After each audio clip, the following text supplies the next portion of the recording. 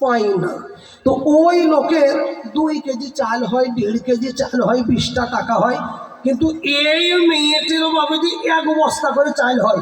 এ লোক বলছে, আরে আমার বাড়ি বদির মোড়ে, আমার 1.5 কেজি চাল, ওর হয় 1 বস্তা, ব্যাপার কি রে? মেয়ে ওই লোকটি বলছে যে আজকার ভিক্ষে কইরব না, নতুন ভিকারি ভিক্ষে করার কায়দা শিখবো মেয়েটার কাছে। কি বুঝলেন? ওই মেয়েটি বাবুজি একটা মেয়ের বাড়ির সামনে একটা মেয়ে দেখছে কান্না করছে, মানে স্বামী অসুস্থতে আছে। তো মেয়েটি বাবুজি শুরু করে এসে ভিক্ষা করছে, আর এই বদির মোড়ের পাড়ার ছেলেটি ও মেয়েটির পিছনে রয়েছে। মেয়েটি সুর করে বলছে, আমি নবীর বেটি ফাতিমা, বাড়ি আমার মদিনা, আমায় যদি ভিক্ষা না দাও মাগো তোমার স্বামী ভালো হবে না। এই বলে যখন বাবুজি চালাকি করে চেয়েছে, মেয়েদের মন তো এমনিতে নরম, সেই মেয়েটি কান্না করতে করতে তার বেটিকে বলছে, এই বেটি, কার দোয়া কখন লেগে যাবে, দে 500 চাল দে, 5টা টাকা থেকে 500 টাকাও দিস। লোকটি মনে মনে ভাবছে, আরে এ নামলো বাগডাঙ্গা বাজারে, আরে মদিনা থেকে কি করে আসলো? তখন লোকটি বলছে, তুই যদি চল্লিশ ডালে ডালে, আমি চলি পাতায় পাতায়।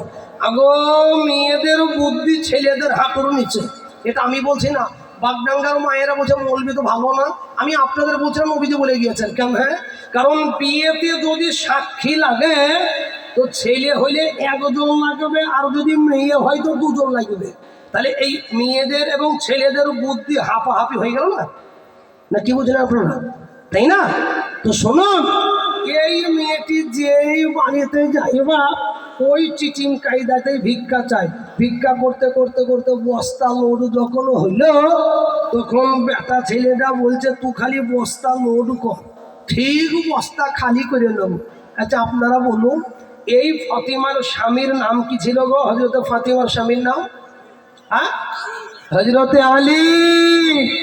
যখন বাবাজি বস্তা লোড হয়ে টোটো ধরবে, তখন এই বদির মোড় এই পাড়ার ছেলেটা পিছন থেকে বলছে, আমি নবীর জামাই হযরত আলী, বল ফাতেমা কোথায় ছিলি, অনেকদিন করে পাচ্ছি না, আর আজ যখন পেয়েছি পাগলি আর তো যেতে দেব না। মেয়েটি বলছে, ভাই তোর হাত পা ধরে বলছি এইবারকার মতো ছেড়ে দেওয়ার, জীবনে এই বদির মোড়ে আইসব না। বলছে তুই আগে অর্ধেক চাইল দে। কি বুঝলেন? জ্ঞানী গণী